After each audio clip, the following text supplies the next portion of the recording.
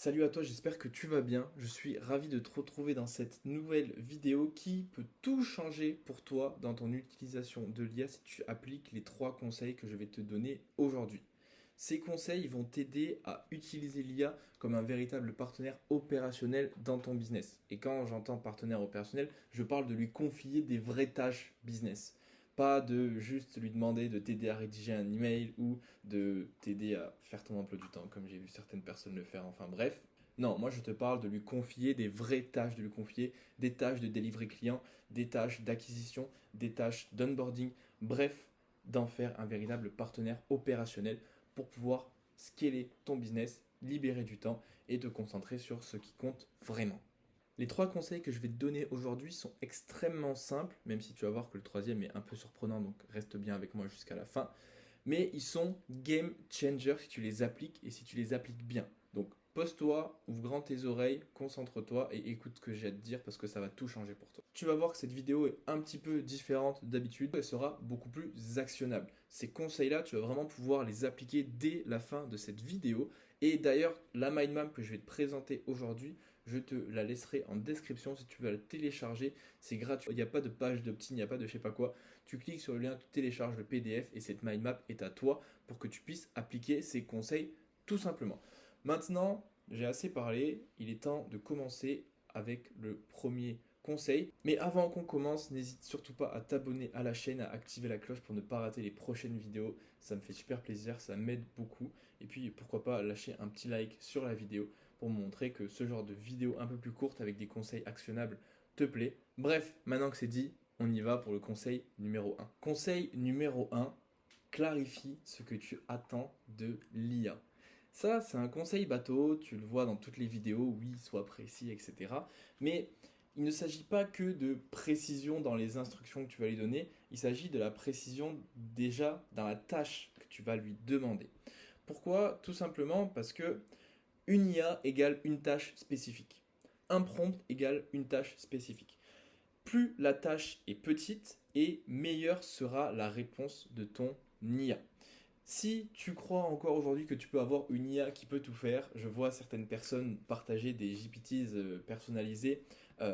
Oui, consultant business omnipotent qui va t'aider à scaler ton activité, ça n'a aucun putain de sens. Ça ne marche pas, c'est pas vrai. Tu n'auras pas des bonnes réponses avec une IA comme ça parce que tu lui demandes tout et rien en fait. Tu lui demandes de t'assister et de te donner des choses concrètes et bref, ça n'a aucun putain de sens et ça ne marche pas. Une IA doit être spécialisée sur une tâche spécifique pour t'apporter de bons résultats. On va prendre un exemple sur la génération de contenu. Il y a des gens qui demandent à une IA de générer des idées de contenu, de choisir la meilleure et de rédiger le contenu. Ça ne marche pas. Et à chaque fois que tu fais ça, tu as des mauvaises réponses. Tu as des réponses qui te déçoivent, qui te frustrent. Et après, tu te dis, ah ouais, non, mais l'IA, ça marche pas si bien que ça. Si, c'est juste que tu l'utilises mal. Donc ça, vraiment, c'est très important. Il faut que tu te le mettes en tête. Une IA égale une tâche. Il ne faut pas demander plein de choses à une IA. Sinon, forcément, ça ne marchera pas. Plus tu lui demandes des choses, moins bonne sera la réponse. Pour ça, il faut comprendre déjà comment fonctionne un LLM. Un LLM, c'est juste un algorithme prédictif qui prédit le prochain caractère. Donc, il ne peut pas bien prédire le prochain caractère s'il doit prédire plusieurs choses sans qu'il y ait forcément de rapport évident. On reprend l'exemple de la création de contenu. En fait, il ne peut pas prédire de nouvelles idées, puis prédire quelle est la meilleure des idées qu'il vient de générer, puis prédire la rédaction du contenu. Ça va fausser tout son algorithme, donc forcément, la réponse finale ne sera pas bonne. Donc, il faut que tu sois précis dans ce que tu demandes à l'IA et dans ce que tu veux. Pose-toi les questions. De quoi est-ce qu'il s'agit vraiment? Qu'est-ce que tu veux vraiment que l'IA fasse? Comment est-ce qu'elle doit faire ce que tu veux qu'elle fasse et à quoi doit ressembler le résultat? Si tu n'as pas des réponses extrêmement précises à ces trois questions, alors le résultat de ton IA sera forcément décevant, sera forcément frustrant et tu n'auras pas le résultat que tu attends. Un exemple de ce qu'il faut faire si tu veux créer du contenu, et c'est un exemple de moi, comment j'ai organisé l'automatisation de mes contenus, c'est que j'ai une IA qui est chargée uniquement de générer des idées, une IA qui est chargée uniquement de choisir la meilleure des idées, une IA qui est chargée uniquement de faire le brouillon, une IA qui est chargée uniquement de rédiger l'accroche en fonction du brouillon et en fonction du sujet de contenu, et une IA qui est chargée de rédiger uniquement le corps du post. Et cette IA va changer en fonction de est-ce que c'est un carrousel pour LinkedIn, est-ce que c'est une vidéo pour YouTube, est-ce que c'est un contenu court pour les réseaux sociaux. Je vais bientôt me lancer sur Instagram, TikTok, donc reste à l'affût. Quoi qu'il en soit, tu vois qu'on a une IA précise pour chaque tâche. Ça peut paraître beaucoup, ça peut paraître chiant à mettre en place, et c'est pour ça qu'il y a des experts IA qui sont chargés de mettre en place des systèmes d'intelligence artificielle, parce que c'est beaucoup plus complexe que juste mettre en place un GPT personnalisé. Non, il faut vraiment réfléchir en amont à qu'est-ce que tu veux et à décomposer ta tâche potentiellement en plusieurs sous-tâches que plusieurs IA vont faire indépendamment pour avoir les meilleurs des résultats. Et grâce à ce genre de découpage, on est capable d'avoir de très bons résultats avec l'IA. Et ça, c'est un exemple pour créer du contenu. Mais imaginons que tu as une agence de SEO, bah c'est pareil pour créer du contenu pour tes clients quand tu vas créer par exemple des articles de blog. Imaginons que tu as une agence d'ads, bah c'est pareil quand tu vas par exemple créer la stratégie ads pour tes clients ou que tu vas faire le copywriting pour tes ads. Dans une agence, vu que c'est du service, on peut automatiser les trois quarts du delivery. Mais il faut bien le faire pour avoir de bons résultats, sinon forcément tu restes bloqué avec ChatGPT et tu te dis que non, l'IA ne pourra jamais te remplacer. Si l'IA pourra te remplacer, pas totalement, elle pourra te faire gagner énormément de temps, mais il faut que ça soit bien fait et pour ça, il faut déjà commencer par clarifier ce que tu veux. Deuxième conseil, lui donner de la matière. Alors ça, pareil, c'est un conseil que tu vois passer souvent, mais on va rentrer un peu plus en détail et je vais t'expliquer concrètement pourquoi déjà et surtout comment lui donner cette matière-là parce que tu vas voir que souvent on te dit oui, donne-lui du contexte, mais alors ça veut dire quoi lui donner de contexte et comment est-ce qu'on fait ça? Bref, déjà, il faut partir de ce constat, c'est que si tu donnes rien à l'IA, elle va forcément te donner une réponse qui, un, n'est pas adaptée à toi, 2, ne correspond pas forcément à ce que tu attendais, et 3, est peut-être complètement fausse parce que les IA hallucinent. Donc il faut donner de la matière à l'IA. Plus tu lui en donnes, et meilleure sera sa réponse. Maintenant, comment est-ce qu'on fait pour donner de la matière à l'IA et quel type de matière est-ce qu'on peut lui donner? On peut lui donner du contexte. Du contexte sur toi, donc qui tu es, ce que tu fais, quelle est ta situation actuelle, etc., etc. Et du contexte sur ton business, ton persona, tes stratégies, tes résultats, bref, peu importe, du contexte sur ton business. Ça, c'est des informations que l'IA va pouvoir utiliser pour générer sa réponse. C'est-à-dire que, par exemple, elle va se baser sur ton persona pour te donner des conseils business. Le contexte, c'est extrêmement important parce que sinon, l'IA ne te répondra jamais des choses qui sont adaptées à toi. Maintenant, l'autre matière qu'on va lui donner, c'est des exemples. Des exemples de ce que tu attends, des choses que tu as fait toi-même et des exemples de comment est-ce qu'elle va pouvoir faire la tâche. Ça, c'est très très important parce que sinon, l'IA te donnera des résultats qui ne correspondent pas à ce que tu attends et qui sont souvent faux. Maintenant, on va reprendre l'exemple de la création de contenu que j'ai donné juste ici. Par exemple, une IA qui rédige l'accroche, on va lui donner des exemples d'accroche, des poules d'accroche, des modèles d'accroche. Et ensuite, on va lui expliquer comment choisir cette accroche-là. Bref, donner du contexte et des exemples à ton IA, c'est ça qui va vraiment pouvoir faire la différence et pouvoir te permettre d'avoir de bonnes réponses de la part de tes IA. Maintenant, la question c'est comment est-ce qu'on fait pour donner cette matière à notre IA? Où est-ce qu'on la donne? Est-ce qu'on la donne dans le prompt? Est-ce qu'on lui donne une base de données? Mais comment on lui donne une base de données? Pour donner de la matière à ton IA, tu as deux options. Soit tu lui donnes directement dans le prompt. En vérité, c'est le mieux parce que tu es sûr que l'IA aura toutes les informations. Après, attention, il faut bien structurer ton prompt. Du coup, si tu lui donnes du contexte, tu lui donnes des exemples, utilise des balises XML, donc des petits crochets comme ça. Et le but, c'est de vraiment pouvoir structurer ton prompt en montrant à l'IA qu'est-ce qui est du contexte, qu'est-ce qui n'est pas du contexte, parce que l'IA, quand elle prend ton prompt en entrée, en fait, elle ne fait pas la différence entre ce qui est du texte, ce qui est du contexte, etc. Et il faut en fait lui montrer qu'est-ce qui est du contexte, qu'est-ce qui est des exemples, qu'est-ce qui est les instructions, qu'est-ce qui est son rôle, qu'est-ce qui est sa mission, pour que l'IA puisse s'y retrouver et puisse justement faire une prédiction qui soit bonne, tout simplement, t'apporter une bonne réponse. Aussi simple que ça. Seulement, quand tu donnes de la matière à ton IA directement dans le prompt, tu peux être limité s'il y a beaucoup de données ou si la donnée pertinente dépend de ta question en entrée. Et souvent, ces deux éléments, ils vont ensemble. Puisque quand tu as une grande quantité de données, on va dire que par exemple, tu as un CRM qui est bien rempli, parce que tu as utilisé les systèmes que je t'ai présentés dans cette vidéo et cette vidéo, alors à ce moment-là, tu vas avoir une grande quantité de données. Ou si par exemple, tu as une stratégie qui est assez longue, ou si tu as beaucoup de documents sur tes informations, etc., tu peux pas tout mettre dans le prompt de l'IA, même si aujourd'hui, il y a des modèles avec 200 000 tokens de contexte. Le truc, c'est que il y a des études sur les IA qui montrent que même si un modèle peut accepter 200 000 caractères en contexte, eh ben souvent quand tu dépasses les 20-25 000, l'IA finit par se perdre parce qu'il y a trop d'informations. En fait. Il y a trop d'informations et l'IA finit par se perdre. Donc ça, c'est la limite de mettre les informations directement dans le prompt. C'est que tu peux pas tout mettre, c'est pas possible. Sinon, l'IA va finir par se perdre et au final, ça sera contre-productif de donner de la matière à l'IA. Donc l'autre possibilité, c'est d'utiliser le RAG. Donc Retrieval Augmented Generation, ouais, je sais, mon anglais est incroyable. Dans cette configuration, tout simplement, c'est qu'on va en gros connecter une IA à une base de données appelée vectorielle. On va pas rentrer dans les détails de qu'est-ce que c'est une base de données vectorielle, je vais pas expliquer ça maintenant, c'est pas l'objectif de cette vidéo. Si ça t'intéresse, dis-le moi en commentaire et je ferai une vidéo spécialement sur le RAG. Quoi qu'il en soit, dans cette configuration, l'IA utilise des données stockées dans une base de données pour te répondre. Et ça, c'est très bien parce que l'IA, elle va utiliser que les données les plus pertinentes. Qui va être fait de manière très vulgaire, c'est qu'on va comparer l'input que tu donnes en entrée et comparer tout ce qu'il y a dans la base de données et un certain nombre de morceaux de la base de données qui seront les plus pertinents et qui ressembleront le plus à ton input en entrée vont remonter à l'IA et l'IA va utiliser ces morceaux-là de données pour te répondre. Donc tu auras une IA qui va répondre en utilisant les données les plus pertinentes par rapport à ton input. Prenons l'exemple de ton service client. Tu as envie de mettre en place un chatbot qui va répondre à des clients qui peuvent avoir des questions, par exemple. Tout simplement, tu vas donner comme base de données les informations sur tes services et ou, je sais pas, les informations sur tes clients et sur les projets en cours de ces clients-là.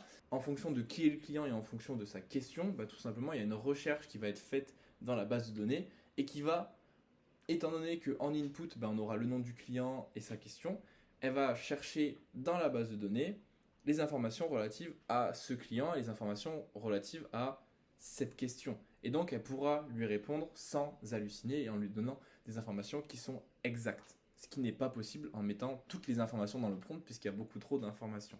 Donc ça, le RAG, c'est très bien parce que l'IA va utiliser les données les plus pertinentes et ça va donc t'éviter les hallucinations et éviter que l'IA ne réponde n'importe quoi à tes clients. Mais il y a aussi des inconvénients dans ce système-là parce que parfois l'IA va pas utiliser les bonnes données, elle va pas utiliser les données que tu aimerais qu'elle utilise ou les données que tu as en tête qu'elle va utiliser, mais en fait elle n'utilise pas du tout ça. Et ça, je te parle en connaissance de cause, puisque quand tu regardes les logs de ce qui remonte vraiment de la base de données, des fois tu te dis mais what the fuck, genre pourquoi c'est ça qui remonte et pourquoi c'est pas ça, tu vois, qui remonte. Et donc au final, t'arrives à avoir des bonnes réponses, mais c'est quand même assez limité. Et la vérité, c'est que construire un bon système RAG, c'est très complexe puisque justement pour pouvoir avoir du contrôle sur ce qui remonte pas, comment c'est remonté, etc. En fait, il faut mettre en place d'autres systèmes de re-ranking, etc., etc. Je vais pas rentrer dans les détails, ça n'a aucun sens. C'est pas le but de cette vidéo. Si tu as envie d'avoir ce genre de système RAG vraiment complexe, très avancé, dans ton business, évidemment, je peux t'aider à mettre en place ce genre de système. Bien évidemment, c'est pas adapté à tous les use cases. Il y a des fois où je te dirais qu'il vaut mieux pas faire de RAG, qu'il vaut mieux juste donner les informations dans le prompt. Il y a des fois où je te dirais qu'il faut faire du RAG. Et justement, c'est aussi à ça qu'un expert IA comme moi sert, c'est à te donner les bonnes informations et à te dire qu'est-ce qu'il faut faire, qu'est-ce qu'il faut pas faire en fonction de tes use cases. Quoi qu'il en soit, si tu as envie d'avoir ce genre de système avancé mis en place, clé en main dans ton business, n'hésite pas à prendre rendez-vous sur le lien qui est dans la description. C'est un audit gratuit. On va parler ensemble de tes process actuels dans ton agence, voir qu'est-ce qui bloque ta croissance et je vais te donner toutes les clés pour mettre en place des systèmes automatisés qui vont te permettre de scaler sans t'épuiser. Le RAG, c'est pas juste on plug une base de données à l'IA et basta, on attend que ça passe. Non, c'est quand même vachement plus complexe que ça. Mais c'est une manière de donner de la matière à ton IA, puisque je te le rappelle, c'était ça le second conseil, pour pouvoir avoir une IA qui se transforme en véritable partenaire opérationnel de ton business. Conseil numéro 3, ne parle pas avec l'IA, ne l'utilise pas. Ah, je t'avais dit que ça serait surprenant. Non, plus sérieusement, ça c'est un vrai conseil et personne n'en parle, puisque personne n'est aussi smart que moi. Non, plus sérieusement, la vérité c'est que tu perds un temps fou quand tu discutes avec l'IA. Et ça, je sais pas si tu t'en rends compte, mais je t'invite à y réfléchir. Réfléchis à tes dernières interactions avec, j'imagine que tu utilises ChatGPT, avec ChatGPT. Combien d'allers-retours tu fais dans ta discussion sans jamais être satisfait? Combien de fois tu lui dis ah non, ça va pas, modifie ça, ah non, ça va pas, modifie ça, ah non, ça c'est pas du tout ce que je t'ai demandé, ne fais pas ça, refais ça. Combien de fois tu fais ça? Combien d'heures tu passes à faire ça? Tu parles avec l'IA, tu lui parles, tu lui demandes des choses, tu lui demandes de reformuler, de rechanger, de modifier parce que ça ne va pas. Mais en fait, plus tu lui parles et plus elle espère, et donc moins bonnes sont les réponses. Donc tu perds un temps fou, tout ça pour au final avoir des résultats qui sont même pas satisfaisants. Donc c'est ultra frustrant, donc tu finis par dire que l'IA c'est pas terrible, bla bla bla. Alors que quand tu appliques les deux conseils que je t'ai donnés juste au-dessus, que tu sais exactement ce que tu attends de l'IA, ce que tu veux qu'elle fasse, que tu la promptes bien en lui donnant du contexte, en lui donnant des exemples, eh ben tu peux avoir la bonne réponse en une fois. Ou alors une réponse qui soit tellement bonne que tu es juste à la modifier un petit peu et que ça soit plus rapide de la modifier à la main plutôt que de la faire remodifier par une autre IA qui va tout reprendre, etc. Quand tu appliques les deux conseils que je t'ai donnés juste avant, mon troisième conseil, c'est de ne plus parler à l'IA parce que le plus efficace, ça va être d'intégrer l'IA directement dans tes workflows de manière à ne plus être en contact direct avec elle, à ne plus parler à un chatbot. Donc pour ça, intègre-la dans des automatisations complètes. Par exemple, de la recherche et de la qualification lead, comme je t'ai montré dans la vidéo de la semaine dernière, de la création automatique de contenu, comme je vais te montrer dans une vidéo qui arrivera bientôt, comme du delivery semi-automatisé. On reprend l'exemple d'une personne qui a une agence de SEO. Il y a plein de choses à automatiser où, nouveau client, paf, nouvelle entrée. Dès qu'il y a une nouvelle entrée d'un nouveau projet client, il y a une automatisation qui se lance et le travail est déjà quasiment fait. La personne a juste à vérifier le travail de l'IA.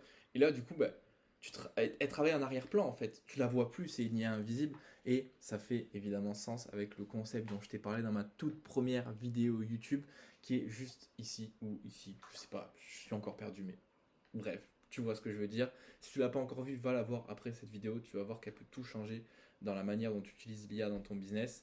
Quoi qu'il en soit, intègre-la dans des automatisations et dans des systèmes automatisés complets. Et pour ça, tu peux utiliser ces outils, donc N8N évidemment pour les automatisations et l'IA native. Moi, c'est ce que j'utilise exclusivement N8N. Il n'y a pas de make ici, je trouve que c'est un outil qui est bien quand tu débutes, mais que dès que tu veux faire de la prod, dès que tu veux faire des choses un peu plus complexes, des choses beaucoup plus avancées, en fait, Make ça tient pas le coup et surtout ça devient ultra cher dès que tu commences à avoir beaucoup de systèmes automatisés. Tu peux évidemment utiliser les API de fournisseurs IA pour avoir accès aux modèles, donc OpenAI pour les modèles GPT, Anthropic pour les modèles Claude, Google pour les modèles Gemini. Et après, tu peux utiliser évidemment les API de Grok. Tu peux utiliser des outils comme Together AI pour utiliser des modèles open source, évidemment. Et si tu es un mec déterminé et que tu aimes bien la sécurité des données un peu comme moi, j'en parlerai dans des vidéos à l'avenir, tu peux aussi utiliser Ollama pour utiliser des modèles en local. Je réserve ça pour une prochaine vidéo, un tutoriel complet de comment déployer une stack sur un serveur qui nous appartient et donc avoir nos propres modèles, avoir nos propres outils et ne plus être dépendant des SaaS qui nous volent notre argent tout simplement et notre liberté. Mais ça, c'est un autre débat. Tu peux, enfin, pour le RAG, utiliser des bases de données vectorielles. Il y en a plein qui existent. Il y a Supabase, il y a Pinecone, il y a Qdrant. Moi, j'utilise Qdrant parce que c'est open source et que du coup, je l'ai mis sur mon serveur.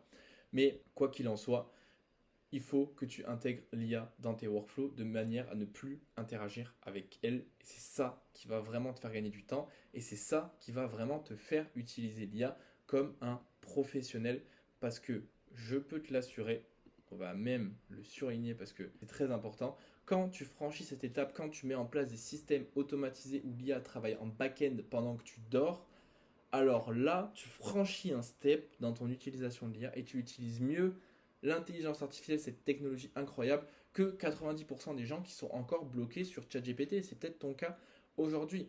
Quand tu utilises ChatGPT, tu es bloqué, tu es limité, tu es obligé d'interagir avec l'IA pour avoir des résultats. Or, quand tu l'intègres dans des workflows automatisés, alors à ce moment-là, tu franchis un step et tu fais travailler l'IA pour toi plutôt que travailler avec l'IA. Et ça change tout.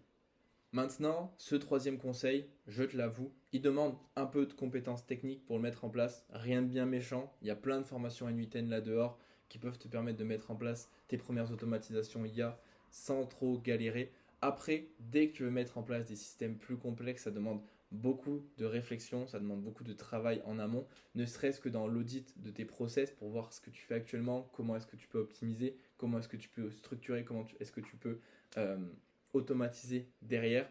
Donc, si tu as envie d'automatiser complètement ton agence, de gagner du temps, de pouvoir scaler sans t'épuiser et sans travailler 60 heures par semaine, alors il faut que tu réserves un call avec moi. J'ai une agence d'automatisation IA, j'aide les autres agences à automatiser toutes leurs opérations pour pouvoir gagner du temps. Donc je suis la personne qui peut t'aider à sortir de l'opérationnel, à intégrer l'IA dans tes workflows, tout simplement pour tout automatiser, pour gagner beaucoup de temps, pour scaler surtout sans t'épuiser. Donc clique sur le lien qui est dans la description, prends un call avec moi, on en parle, c'est un audit gratuit, c'est pas un appel de vente, on va juste discuter de tes process, on va voir qu'est-ce qui empêche ta croissance et je vais te donner toutes les clés pour mettre en place des systèmes automatisés dans ton business. Donc n'hésite pas, c'est sans engagement, je vais juste apporter de la valeur et t'aider à résoudre tes problèmes. Prends un call, on en parle et on se retrouve de l'autre côté. Merci à toi d'être resté jusqu'à la fin de la vidéo. Si elle t'a plu, que ça va t'apporter de la valeur, n'hésite pas à t'abonner, à activer la cloche pour ne pas rater les prochaines vidéos et à me mettre un pouce bleu tout simplement. Ça me donne énormément de force, ça me montre que mon contenu te plaît et ça me pousse à en créer d'autres de la même qualité. Les 3 conseils que je t'ai donnés aujourd'hui, si tu les appliques bien, que tu les appliques à la lettre, alors ça peut tout changer dans ton utilisation de l'IA. Tu vas pouvoir en faire un véritable partenaire opérationnel à qui confier des véritables tâches qui ont de la valeur ajoutée. Et à partir du moment où tu automatises les tâches à haute valeur ajoutée, alors tu débloques un potentiel de croissance qui est juste infini. Comme je te l'ai dit en début de vidéo, cette mind map est disponible gratuitement sur un des liens qui est dans la description. Donc n'hésite pas, va y jeter un œil et applique ces conseils. Bref, c'était Zay, merci d'être resté avec moi jusqu'à la fin et moi je te dis à la semaine prochaine.